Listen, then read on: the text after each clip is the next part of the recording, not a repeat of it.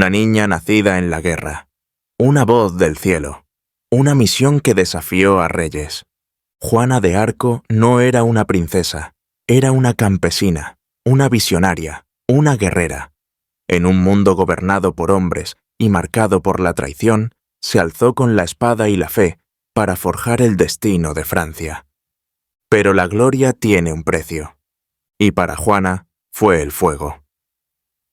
Esta es la historia del martirio de Juana de Arco. Era una campesina, criada en las colinas de Domremy, un pueblo en la frontera entre la esperanza y la destrucción. Francia ardía, desgarrada por la guerra, la traición y las potencias extranjeras. Pero en el corazón de un valle insignificante crecía una niña que cambiaría el curso de la historia. Su nombre, Juana. Sin nobleza, sin educación, apenas capaz de escribir su propio nombre. Pero tenía algo que ningún general poseía: visión. A los 13 años, mientras trabajaba en el jardín cerca de la iglesia del pueblo, la invadió una luz tan brillante que pareció rasgar el cielo. En esa luz se alzaba una figura, poderosa y radiante, el arcángel Miguel. Poco después, aparecieron dos figuras femeninas que reconoció de las pinturas de la iglesia: Santa Catalina de Alejandría y Santa Margarita de Antioquía, jóvenes mártires que eligieron la fe por encima de la vida.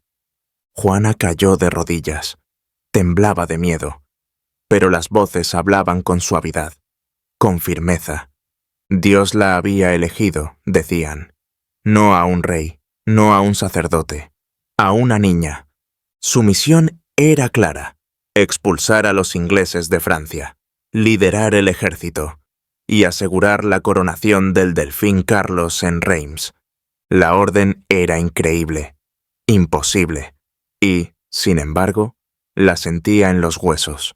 No era una soñadora, no era hija de la locura. Tenía un propósito. Durante 3 años no dijo nada. Llevó sus palabras como una llama oculta en su corazón, un fuego que se convertiría en tormenta.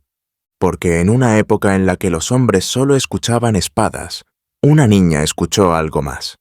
Escuchó una llamada. Para 1429, Francia estaba al borde del abismo. Los ingleses, apoyados por sus aliados borgoñones, se habían adentrado profundamente en territorio francés. Orleans, una puerta crucial al corazón de Francia, estaba sitiada. El delfín, Carlos, se aferró a su pretensión, pero pocos creían que alguna vez sería coronado. Y entonces llegó Juana. Tras meses de rechazo, finalmente consiguió una audiencia en Chinon.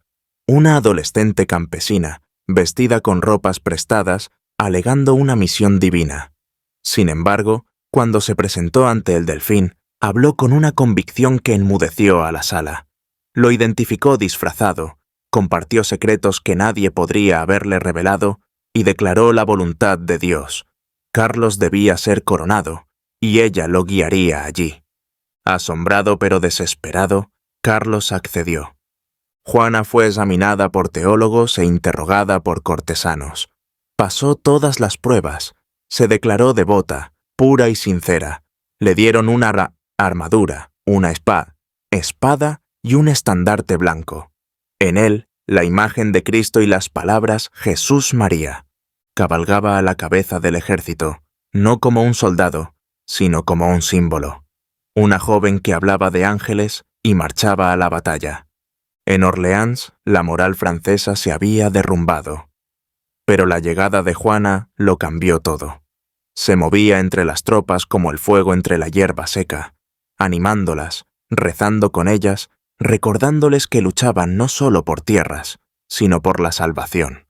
En cuestión de días, las líneas inglesas comenzaron a desmoronarse. Lideró un asalto a Les Tourelles, fue alcanzada por una flecha, pero regresó al frente al día siguiente. Su valentía era contagiosa. En mayo, el asedio se había roto.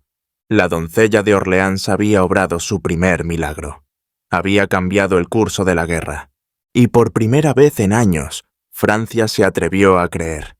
El asedio de Orleans se había levantado, pero la misión de Juana aún no había concluido. Las voces que la guiaban eran claras.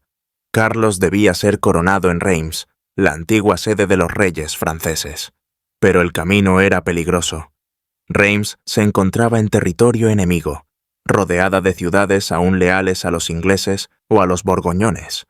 Juana presionó al delfín para que actuara. Se había convertido en algo más que una mascota militar. Ahora era una fuerza moral.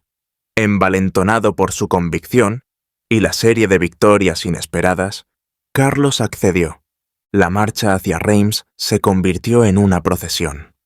Ciudad tras ciudad abrían sus puertas, optando por recibir a la doncella en lugar de resistirse a ella. Su reputación la precedía. Para muchos era una profetisa, para otros una señal divina de que Francia no había sido abandonada.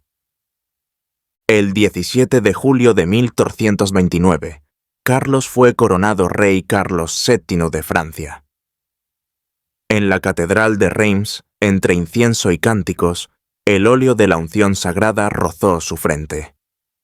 Juana estaba a su lado, con su estandarte en alto, más alto que cualquier espada. Para ella, fue el cumplimiento de la misión divina que le habían encomendado los santos. Una campesina de Domremy había traído un rey a su corona. Pero no todos estaban jubilosos. En la corte de Carlos comenzaron a surgir murmullos de inquietud. Algunos nobles temían su influencia, otros la resentían. El nuevo rey, cauteloso y con inclinaciones políticas, comenzó a distanciarse. Juana lo sintió. La calidez comenzó a desvanecerse. Sin embargo, se negó a descansar. Francia seguía ocupada. Los ingleses no se habían ido. Sus voces aún llamado. La coronación fue un triunfo, pero no el final. La misión de Juana se cumplió a ojos del cielo, pero su guerra en la tierra apenas comenzaba. Con Carlos coronado, la misión divina de Juana parecía completa, pero a sus ojos, la obra estaba lejos de terminar. Francia seguía dividida, y París, el corazón del reino, seguía en manos enemigas.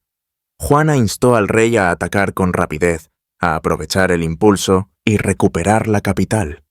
Pero Carlos dudó.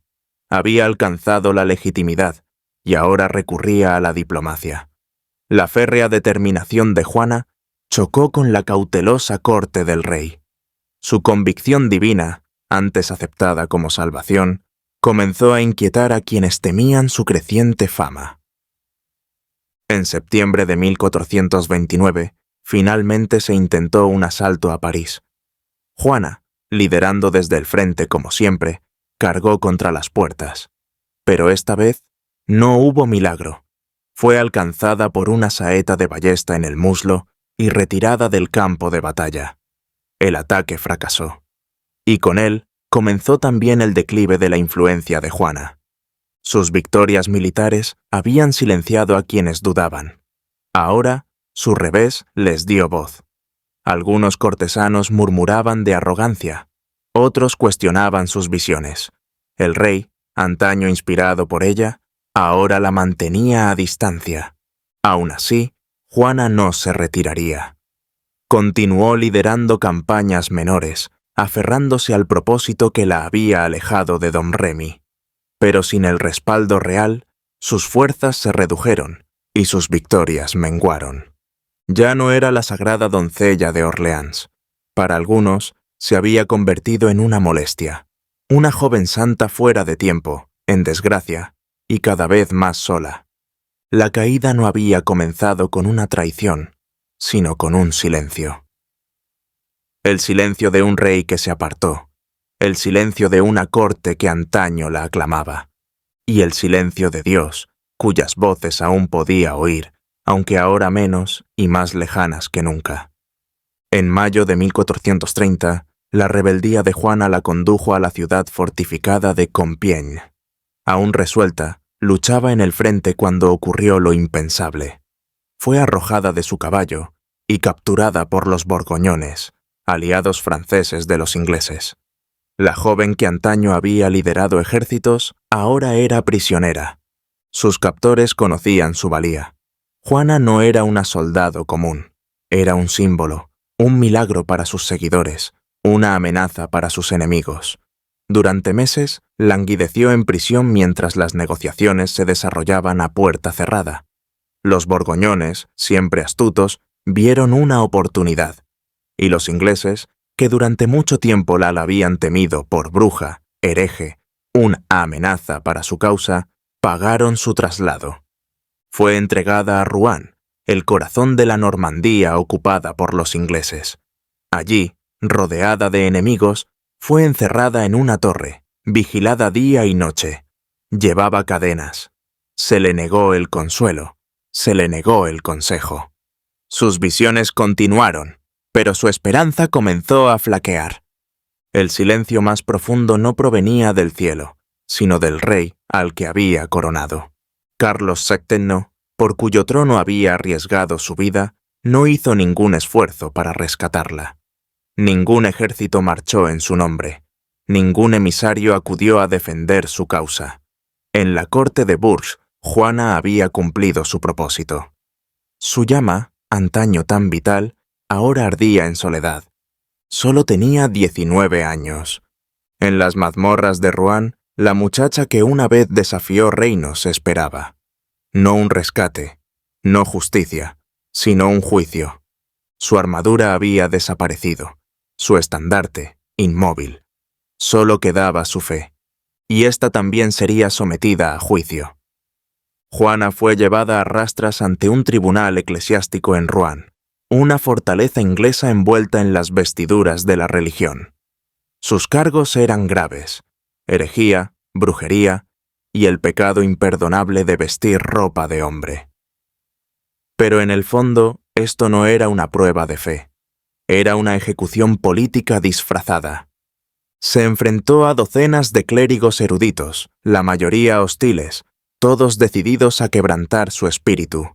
Pero Juana, sin educación y sola, se mantuvo firme. Respondió con claridad, ingenio y una convicción inquebrantable. Cuando le preguntaron si creía que sus voces provenían de Dios, respondió: ¿de qué otra manera podría haber hecho lo que hice? Día tras día, intentaron tenderle una trampa, tergiversando sus palabras, incitándola a confesar. Despreciaron sus visiones, se burlaron de su atuendo y la presionaron para que se retractara. Pero Juana se mantuvo firme. Vestía ropa masculina no por vanidad, sino para protegerse. Obedeció las voces no por locura, sino por fe. Aún así, el veredicto ya estaba escrito antes del juicio. El tribunal necesitaba un hereje, y lo crearían. El 30 de mayo de 1431, con tan solo 19 años, Juana fue conducida al Vieux Marché de Rouen. Atada a una estaca de madera, miró a la multitud, no con miedo, sino con serenidad. Los testigos dijeron que pidió una cruz. Un soldado compasivo le entregó una. Ella la aferró mientras las llamas se elevaban. Su cuerpo fue quemado 3 veces, sus cenizas arrojadas al Sena. No había santuario, no había tumba. Intentaron borrarla, pero no pudieron silenciar su historia, porque al disiparse el humo, algo más comenzó. Una leyenda. Una niña que oía ángeles, una guerrera que coronó a un rey, una mártir que se convertiría en santa. Juana de Arco había muerto. Pero Juana de Arco apenas comenzaba. La muerte de Juana pretendía poner fin a su historia. En cambio, le otorgó la inmortalidad. Durante décadas, siguió siendo una figura controvertida. Algunos la recordaban como hereje, otros como heroína. Pero entre los franceses, su memoria brillaba con luz propia. Historias de su valentía, sus visiones y su sacrificio se extendieron de pueblo en pueblo. Se convirtió en un símbolo, no solo de fe, sino también de resistencia y esperanza. En 1456, el rey Carlos VII, el mismo hombre al que ella había ayudado a coronar y que no había hecho nada por salvarla, ordenó un segundo juicio. Esta vez, el tribunal la declaró inocente. Los cargos eran falsos. Su ejecución, un error judicial. El nombre de Juana quedó limpio, pero ya estaba fuera de su alcance. Pasaron los siglos. Las guerras iban y venían. Las monarquías caían. Francia cambió, pero Juana permaneció. En 1920, casi 500 años después de su muerte, la Iglesia Católica la canonizó. La joven de Domremy era ahora Santa Juana de Arco. Hoy, su imagen se yergue en catedrales y aulas. Estatuas portan su espada. Escritores, artistas y cineastas narran su vida. Políticos invocan su valentía. Feministas, nacionalistas, creyentes y escépticos la reivindican por igual. Pero más allá de los mitos y los símbolos, hubo una vez una niña real, descalza en un campo, oyendo voces que nadie más podía oír. Una adolescente que se atrevió a liderar ejércitos, hablar con reyes y desafiar a las instituciones más poderosas del mundo. No luchó por la gloria, no luchó por el lucro, luchó porque creía. Y al hacerlo, se convirtió en algo más que una guerrera. Se volvió eterna. Juana de Arco no fue una leyenda surgida de las brumas de la Edad Media. Fue una niña real, de carne y hueso, nacida en un pueblo olvidado, sin poder, sin educación, pero con una convicción inquebrantable. Se atrevió a creer que una voz, incluso una voz femenina en un mundo de hombres, podía marcar la diferencia. Su batalla fue más grande que las guerras que libró. Luchó contra sistemas que intentaron menospreciarla, contra una iglesia que la tildó de hereje, contra una corona que la olvidó. Pero sobre todo, luchó por su visión. Una Francia libre del dominio inglés, liderada por un rey legítimo y bendecida por Dios. Esa visión la llevó del campo a los palacios, del campo de batalla a los tribunales y, finalmente, a la hoguera. Su vida fue corta y trágica, pero no carente de sentido. Fue humillada, quemada, borrada, pero nunca olvidada. Juana de Arco nos recuerda que el verdadero heroísmo no requiere armas, solo fuerza de voluntad. Sin coronas, solo fe. Sin permiso, solo el coraje de alzarse cuando el mundo te dice que guardes silencio. Su cuerpo se convirtió en cenizas, pero su historia se hizo eterna. Porque mientras exista la injusticia, Juana hablará, no como un mito, sino como una chica que nunca se quedó callada.